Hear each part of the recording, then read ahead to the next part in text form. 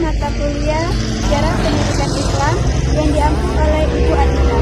Forget about the consequences. I know that it's bad.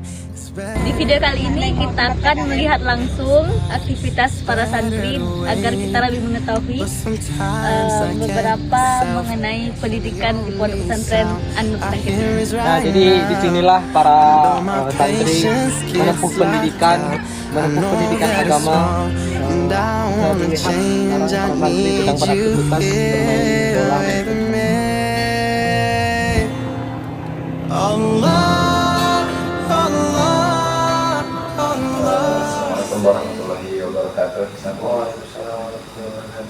Jadi saya di sini Rais Musyarof sebagai pewawancara.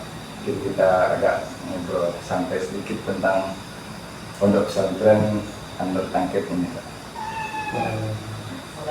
Jadi pertanyaan pertama itu kira-kira apa visi dan misi utama Pondok Pesantren ini? Untuk visi Pondok Pesantren An-Nur Tangkit adalah membentuk generasi Islam berilmu, beramal dan berakhlak mulia serta mampu memberikan manfaat bagi masyarakat. Untuk misinya itu mencakup penyelenggaraan pendidikan berbasis Al-Quran dan Sunnah, pembinaan akhlak serta pelatihan santri agar siap menghadapi kehidupan nyata. Kemudian yang kedua itu filosofi. Karena kita ketahui setiap pendidikan itu pasti memiliki filosofinya. Filosofi pendidikan itu kira-kira apa yang mendasari seluruh kegiatan dan kurikulum di pesantrennya ini? Filosofi utamanya adalah keseimbangan antara ilmu dan amal.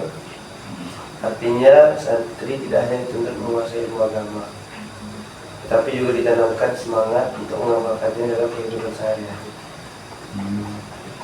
Jadi kemudian apa yang membedakan pondok pesantren ini dengan pondok pesantren lainnya? Pesantren ini tuh dia menekankan kolaborasi antara pendidikan tradisional itu seperti kitab kuning, talaki, dan pendekatan kontemporer. Pengelolaannya yang terbuka, berbasis musyawarah, serta perhatiannya terhadap pemberdayaan masyarakat sekitar menjadi ciri khas tersendiri. Jadi ada ciri khasnya, kayak talaki, kitab kuning gitu. Kemudian pasti di pondok pesantren itu ada mempunyai keunggulan. Nah, kira-kira apa keunggulan unik yang ditawarkan oleh pondok pesantren An-Nur ini? Keunggulan utamanya adalah pembinaan karakter melalui pendekatan rohani dan pendekatan langsung antara guru-guru dan santri, serta kurikulum yang terpadu yang membina baik aspek spiritual, akademik, dan juga sosial. Pembinaan karakter dan Ya, benar sekali. kemudian lanjut yang kelima itu mungkin struktur organisasi itu bagaimana pengelolaan pesantren itu? Nah, jadi struktur organisasi itu dia pertama terdiri dari pengasuh pondok, kemudian dewan asatid, itu yayasan juga ada, yayasan pondok pesantren, kemudian bagian kurikulum, kemudian pembinaan santri dan juga pengelola asrama. Terus ini mungkin ada beberapa pihak yang terlibat dalam pengambilan keputusan penting, seperti contohnya kayak kemarin itu ada sidang kelulusan santri itu. Ya, kira-kira siapa saja yang Kalau untuk seluruh keputusan itu pastinya pusatnya kita tunjukkan kepada pengasuh pondok atau kita sebut dengan pimpinan pondok. Kemudian dan juga para senior asatid serta ustazah. Jadi semua kebijakan itu dia dimusyawarahkan dan hasil akhirnya akan ditentukan oleh pimpinan. Jadi dewan asatid itu musyawarah, kemudian hasil akhirnya dari pimpinan. Benar sekali. Kemudian mungkin bagaimana proses penyusunan dan pengembangan kurikulum di pesantren? Penyusunan kurikulum itu dia dilakukan secara bertahap dan melibatkan evaluasi tahunan. Tahunan. Ya, benar sekali. Jadi kayak ada kurikulum formal, kurikulum non formal. Ya. Terus misalnya kalau program itu pasti kita memastikan atau mengevaluasi bagaimana kualitas pengajaran dan pembelajaran dalam program tersebut. Itu kira-kira bagaimana sih? Jadi kita itu dengan mentoring harian oleh bagian kurikulum, kemudian evaluasi rutinan itu seminggu sekali atau seminggu 2 kali, kemudian serta pelatihan untuk para sate. Jadi juga setiap santri juga mendapatkan evaluasi perkembangan baik akademi maupun kepribadian. Jadi ada monitoring harian Ustaz. Benar. Dan terus jadi pendekatan ini dalam membentuk karakter dan moral santri itu terutama dalam asrama lah istilahnya. Itu bagaimana Ustaz? Para asatid itu melakukan pendekatan pada santri dalam untuk membentuk karakter dan moral-moral mereka. Jadi kalau untuk itu kita ya pastinya teladan, melalui teladan langsung dari para asatid ataupun ustazah, kemudian kegiatan rutin seperti kewajiban untuk sholat berjamaah, kemudian pengajian di subuh, dan juga kerja bakti bersama di hari Jumat khususnya. Dan juga biasanya kita siapkan program-program khusus itu seperti berlatih khutbah, berlatih imam, dan lain-lain. Jadi itu secara langsung membentuk karakter dan moral mereka. Benar. Ya. Kemudian Ustaz, bagaimana pesantren ini merekrut dan mengembangkan serta mempertahankan kualitas tenaga pengajar Ustaz? Karena kalau saya lihat di pesantren lain itu banyak sekali asatizahnya itu kadang sering keluar masuk atau bahkan ada yang hanya mengabdi tidak full selama masa pengabdian. Itu kira-kira bagaimana kalau di pesantren ini? Pastinya yang pertama kita lihat adalah moral atau akhlak seorang guru ya. Karena kan santri itu dia mencontoh siapa yang mengajarnya gitu.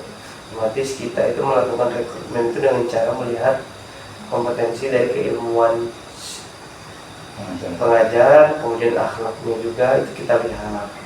Dan juga kita bisa melakukan training atau biasanya orang sebut itu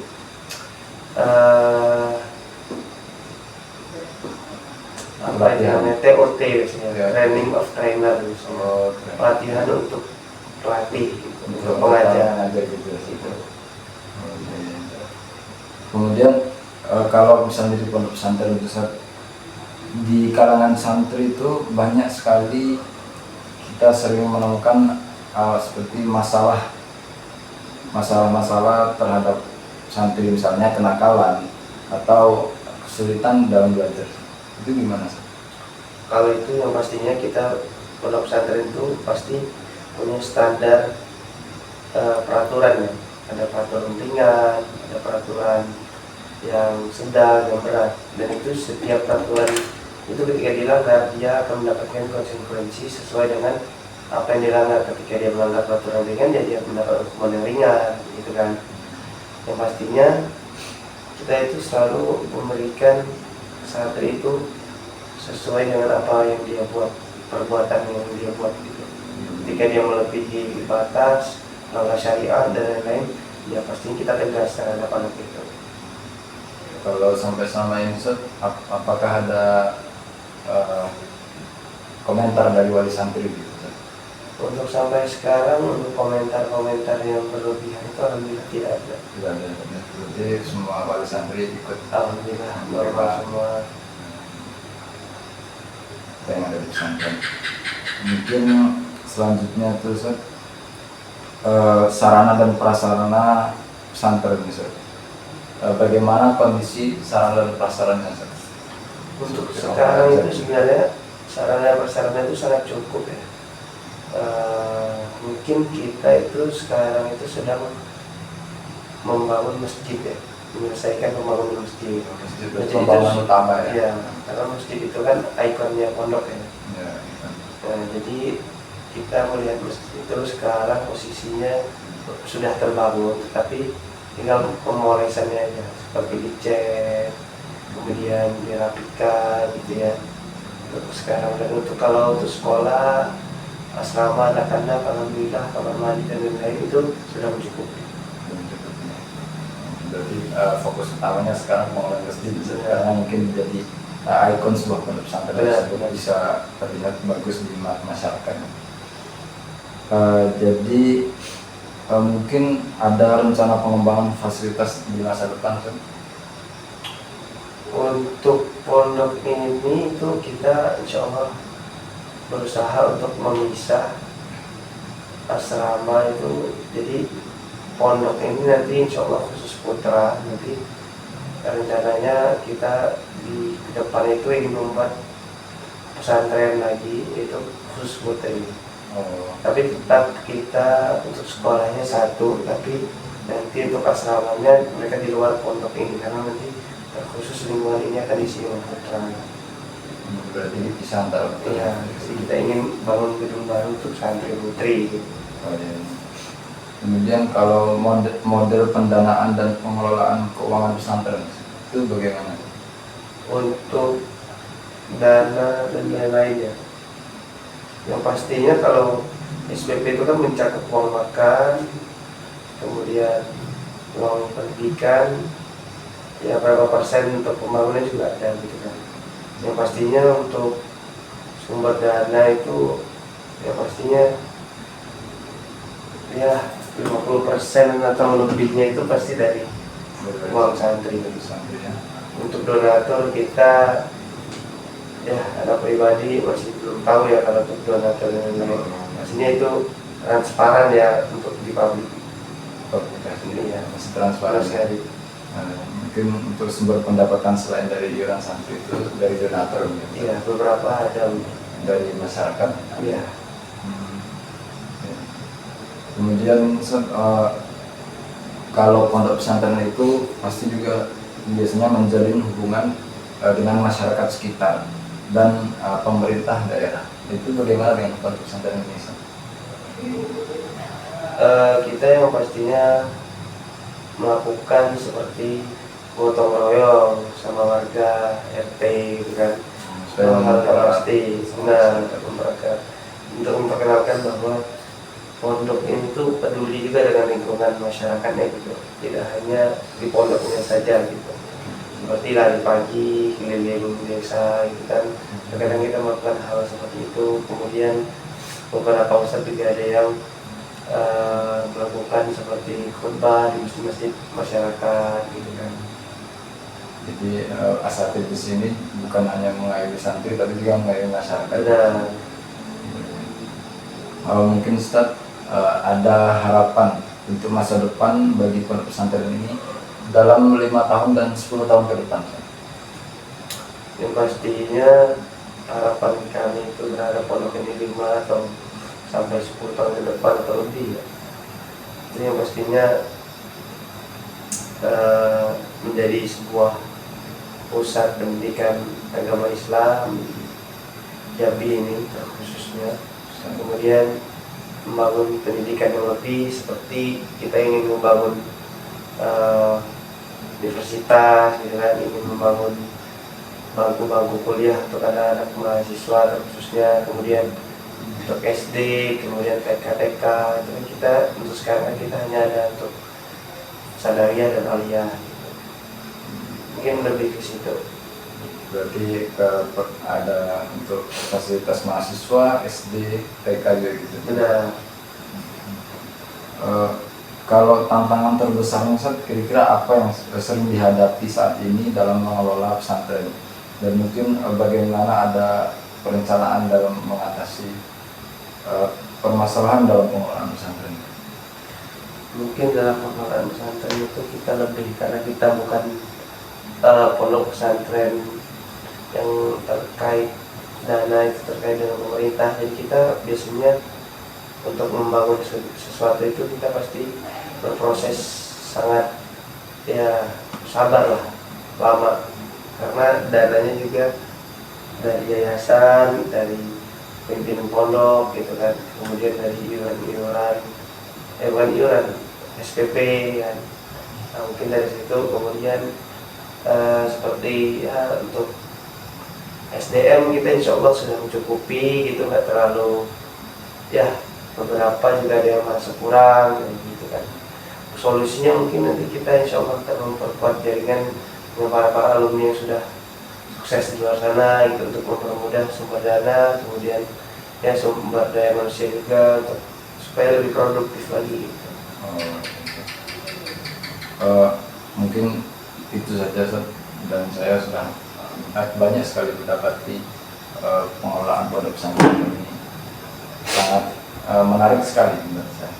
Dan perbandingannya dari pondok pesantren di luar itu cukup signifikan, karena program di sini banyak sekali program unggulan dan pengelolaannya juga cukup baik. Tadi kata Ustaz, ada asatid juga bukan mengayomi santri saja, tapi juga berpartisipasi ke masyarakat di sini. Mungkin bisa saja. Terima kasih banyak. Sama-sama. Forget about the consequences. I know that it's Itulah tadi wawancara ini hanyalah sekelumit kisah dari perjuangan para santri dan para ustadz dalam menanamkan nilai-nilai keislaman yang kokoh. Semoga apa yang tersaji dalam video ini bisa menjadi inspirasi serta mengingat bahwa keberkahan hidup dimulai dari ilmu yang bermanfaat dan akhlak yang terjaga. Terima kasih. Allah.